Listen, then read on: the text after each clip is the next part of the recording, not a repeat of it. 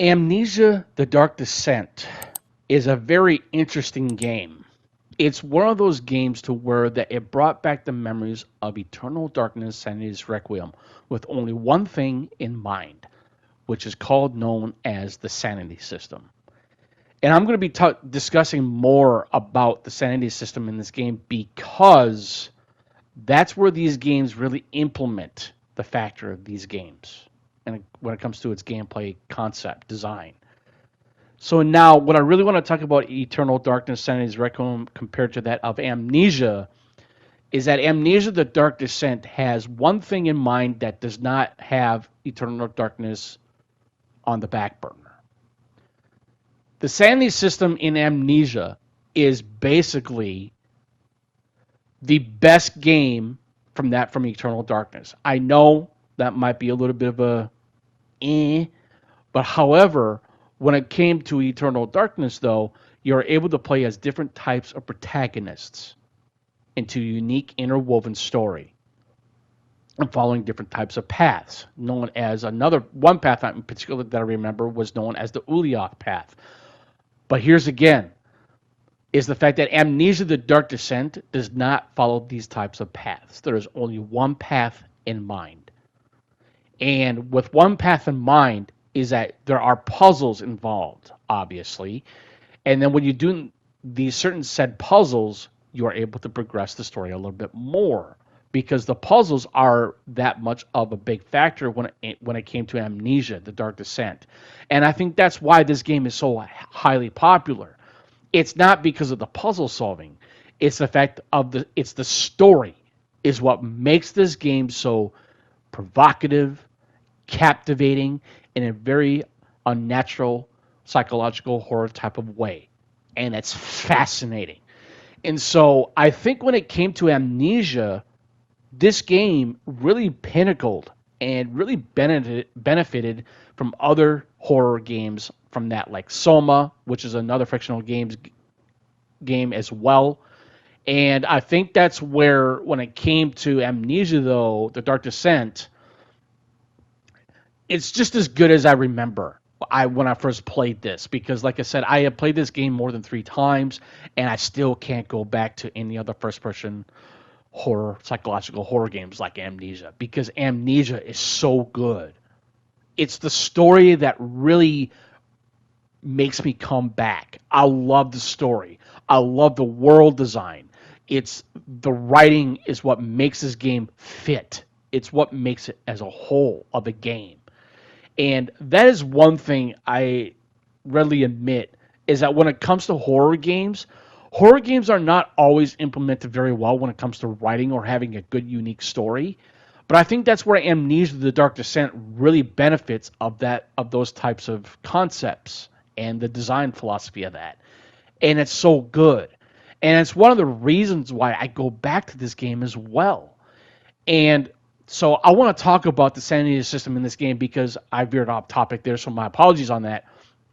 So the sanity system in this game is very similar to that of Eternal Darkness, Sanity's Requiem. So I'm just going to call it Eternal Darkness because it seems like a long title. It kind of is. So with Eternal Darkness, though, like I said, you are able to play with different types of protagonists interwoven with the story itself. But that's where Amnesia: The Dark Descent really differentiates itself from Eternal Darkness, is because it's one indirect path. But there are multiple paths by doing a certain type of side quest. Yeah, you can do a little bit of a side questing in this game, but it's not atrocious. But it's fun because there is a sense of urgency or emergent gameplay involved. And that's where I think, not Eternal Darkness, but that's where Amnesia fits in the category of a better survival FPS, but no first-person shooter, obviously, psychological horror. And it's so good. And I think it's the reason why this game is so good is because there's a lot of involvement. And it's the fact that when you're in Castle Brennenburg and where you first start out, from the beginning of the game to the end, it's like, whoa, mind blown, mind fuck. It's like, it's amazing. But what I will say is that there are different types of endings. There are four types of endings, and I really can't explain what the endings are. But I actually ended up getting the good ending because you have to do certain types of acts to where the only ending that I can preferably say is that if you want to get the good ending, you have to have Agrippa's sawed-off head, and then you have to put it through the portal at close to the end of the game before you defeat Alexander of Brennenburg, and then basically that's the end of the game. It was phenomenal, and I absolutely loved it. And so I want to rewind back here a little bit, as it were, because my experience with this game when I first started this game, I'm like, hell no. I was like, no, no, no, no, no, I don't want to do this.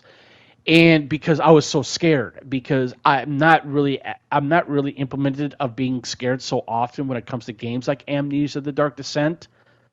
But that's where this game really changed my whole entire concept, my whole entire ideology when it comes to a psychological horror game like Amnesia. And like I said, it's astounding. It's amazing. And one thing I will say is that it's okay to be scared. It's a normal and factual type of phenomena to where it's okay to be scared because it's a mechanism in you. When you're afraid of something, whether if it's a horror game or a horror movie or somebody scares you, it's an adrenaline rush. It's the fear effect.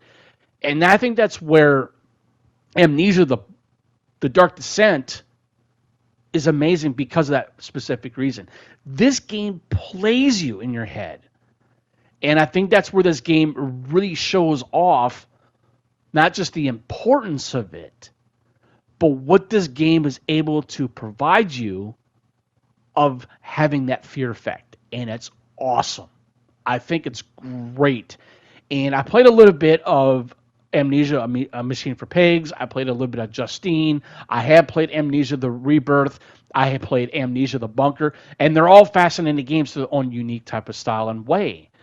But when it comes to The Dark Descent, though, this game is by far the best one in the series, opposite from that Amnesia: The Bunker, which is my second game of all time from the Amnesia series. But that's what I'm saying. When it comes to Amnesia: The Bunker, though, it was cool. I liked it.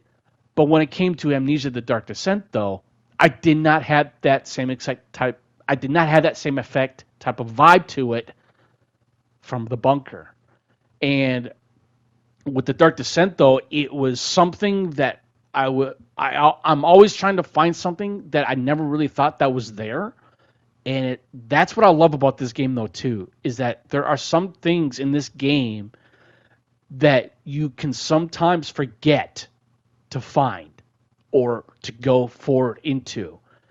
And it's awesome. I love that type of benefit of that emergent gameplay aesthetic to this game. And that is why I think The Dark Descent is so much of a better title from than any other Amnesia games. While I did like Amnesia: The Bunker, though, but the feel of that game did not have that same exact feel other than from what I felt from The Dark Descent. I don't know what it is. I know I've explained it, but it's one of those things to where it feels like it's undescribable. And I think that's where The Dark Descent really is. It's still a magnificent game. I think it's so good, ladies and gentlemen. It really, really is. And the puzzle intricacies and the designs of the puzzles in this game are really not that difficult to figure out as well. It was a little difficult in my first playthrough because it's like I didn't know what I was doing, you know? And so that's what I'm saying when it comes to a game like Amnesia: The Dark Descent, it's like when you go into a whole different type of room, it's like, oh wow. Frictional Games did an amazing job with its philosophies of its conceptual design. And that is where this game really shows off that. I love the fact that you go through different parts of the Brennenburg Castle, going into the descent and traversing through this castle and looking at the detail of intricacies and the design of this game as well. It's amazing. And it's the reason why I love this game so much as well. And not only that, it's the fact that it's the feng shui of this game, and where everything is all put into one specific type of set place. And that is why I really think that when it comes to Amnesia the Dark Descent, I do highly recommend playing this game. I really, really do. Because if you really want a really good supernatural type of psychological horror, Amnesia the Dark Descent is by far one of the best, other than from the Penumbra series. I remember playing that series, it was still phenomenal.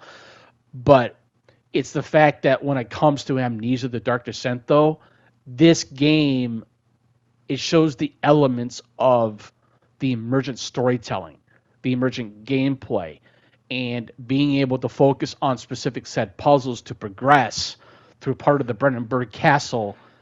And it's so good. It's so good. And I really think that's where it's the fact that this game really tells all what a psychological horror game can do. Like Amnesia, The Dark Descent has a unique story to it. I love having a good psychological horror, supernatural thriller, scare-a-thon game like Amnesia, The Dark Descent, telling off a really good story. And like I said again, it's amazing. The experience with this game from beginning to end, I never had an experience like this. Never. And it's the reason why I always go back and replay this game. So, to much further ado, any comments or questions, please feel free to put them in the comment section below. Thank you for tuning in.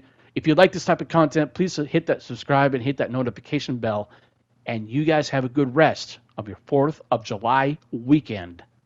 And I'll chat you guys later. Peace.